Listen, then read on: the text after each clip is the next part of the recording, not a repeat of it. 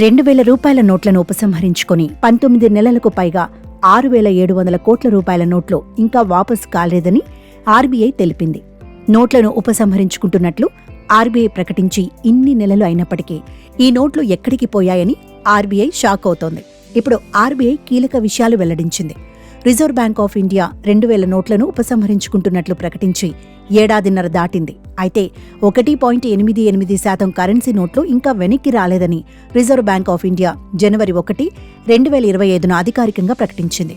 RBI data ప్రకారం తిరిగి రాని కరెన్సీ నోట్లు 6,691 కోట్లు ఉందని తెలిపింది. 2023లో 2,000 నోట్లను వెనక్కి తీసుకున్నారు. తదనంతరం భారతదేశంలోని అన్ని బ్యాంక్ శాఖలలో 2,000 నోట్లను డిపాజిట్ చేయాలని కేంద్ర ప్రభుత్వం ఆదేశించింది. దీని ప్రకారం ప్రజలు తమ వద్ద ఉన్న 2,000 నోట్లను బ్యాంకులతో పాటు ప్రభుత్వ ఆమోదం పొందిన స్థలాల్లో డిపాజిట్ చేశారు. ఈ పథకం చెలామణిలో ఉన్నప్పుడు మొత్తం 2,000 నోట్ల విలువ 3.56 లక్షల కోట్లు.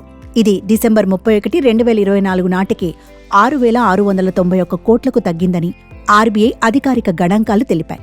అంటే చెలామణిలో ఉన్న 2,000 నోట్లలో 98.12% తిరిగి వచ్చినట్లు ఆర్బీఐ ప్రకటించింది.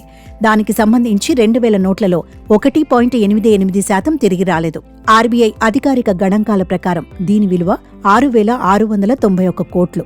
గతంలో 2018-19లో 2,000 నోట్ల ముద్రణ నిలిచిపోయింది.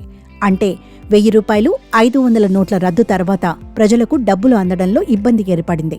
ఈ క్రమంలోనే 2,000 నోట్లను ప్రవేశపెట్టారు. ఈ లక్ష్యం నెరవేరిన తర్వాత 2,000 నోట్ల ముద్రణ నిలిపివేసింది.